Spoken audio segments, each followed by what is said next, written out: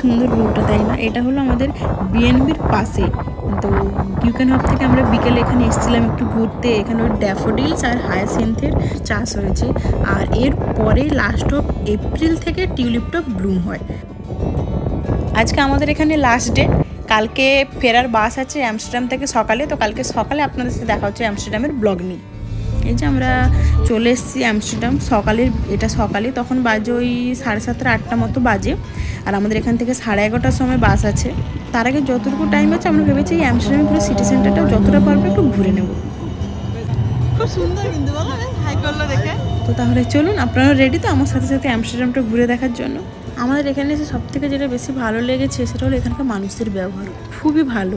মানে এত ফ্র্যাঙ্কলি এরা মেসেন। আমরা যে ভিডিও করছিলাম না, এই যে ট্রামটা এলো, ট্রামের ড্রাইভারটা রীতিমতো আমাদেরকে দেখে হাই করলো, বেশ খুব ভালো। আমরা কিউকান হাবেও যে ছিলাম সেখানকার মানুষজনের ব্যবহার ভীষণ ভালো, ভীষণ। এইটা সবথেকে বেশি ভালো লেগেছে। চলুন আস্তে আস্তে ভেতরের দিকে এগোনো যাক। তবে যেসব জায়গায় ঘুরতে এসেছি সেখানকার বিখ্যাত ফেমাস সুভিনিয়র না নিলে কেমন করে হয় বলুন? সেটা তো মাস্ট নিতেই হয় যেখানেই ঘুরতে যাই না কেন, তাই না?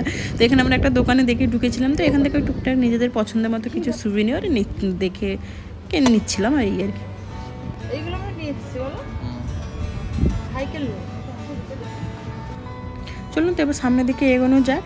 তো রাস্তা যেতে এই এত সুন্দর একটা জিনিস খুব সুন্দর একটা চোখে পড়ছিল, তাই বললাম এটা একটা একটুখানি ক্লিপ নিয়ে নিই আপনাদেরকে দেখানোর জন্য। আর আমরা জানি যে অ্যামস্টারডাম এই যে এত সুন্দর সুন্দর আর্কিটেকচার, তারপরে বিউটিফুল ক্যানেলস, এমনকি আর যেটা জানি হচ্ছে ড্যাম স্কোয়ার। এইটা হলো ড্যাম স্কোয়ার, এটা হল অ্যামস্টারডামের এই সিটি সেন্টার থেকে বেশিটা দূরে নয়, একটুখানি হেঁটে। এই ড্যাম স্কোয়ারটাও বিখ্যাত। তো আমরা আর বেশিটা দূর ঘুরতে পারবো না, কারণ আমাদের টাইমও হয়ে গেছিলো। তো সেই জন্য আমরা এই আশেপাশে যে ক্যানেলসগুলো রয়েছে, তো ভাবলাম যে এই ক্যানেলসগুলো ঘুরে এবার ফিরবো, কারণ হাতে টাইম একদমই ছিল না, খুবই কম ছিল, ওই 2-2.5 ঘন্টা মতো হাতে ছিল।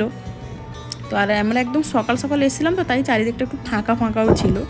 আর আপনাদেরকে যেটা বলেছিলাম যে অ্যামস্টারডাম আর্কিটেকচারের জন্য খুবই বিখ্যাত, এখন খুব সুন্দর সুন্দর আপনি আর্কিটেকচারগুলো দেখতে পাবেন। দেখুন সাইকেলটা খুব সুন্দরভাবে সাজানো গোছানো হয়েছিল।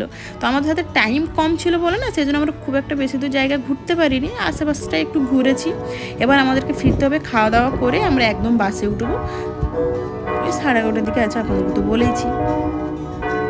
চলুন, তো ফাইনালি আমরা বাসে উঠে গেছি। এই যে বাসও আমাদের ছেড়ে দিয়েছে, আমাদের ছিল ফ্লিক্স বাস, 2 তলা ছিল, আমরা একদম ওপর তলাতে ছিলাম। তো বেশ বাসটাও খুব ভালো, একদম কমফোর্টেবল, বেশ দারুণ লেগেছে বাসটা। আর এই যে বাস থেকে ভিউটা, আর ট্রামের কালারটাও দেখুন বেশ সুন্দর লাগছে না? বাসটা ছিল ডাবল ফ্লোর, ফার্স্ট আর সেকেন্ড, 2 তলা বাসটা। তো আমরা একদম ওপরটাতে ছিলাম, বেশ খুব ভালো। বাসটাও বেশ মানে খুবই ভালো ছিল, কমফোর্টেবল একদম।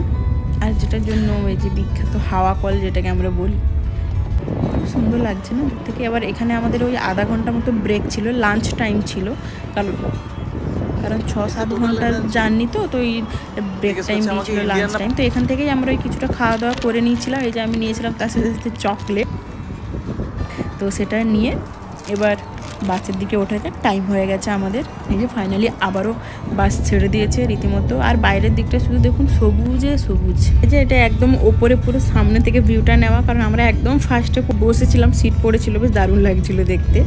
তো চলুন ফাইনালি দেখতে দেখতে আমরা প্যারিসে ঢুকে গেছি। তখন ওই 9টা-10টা মতো বাজে।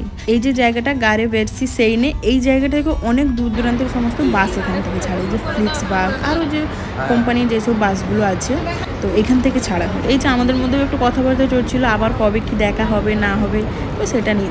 তবে আপনারা কিন্তু কমেন্ট না করে যাবেন না, যে পুরো ভিডিওটা কেমন লেগেছে অবশ্যই কমেন্টে জানাবেন।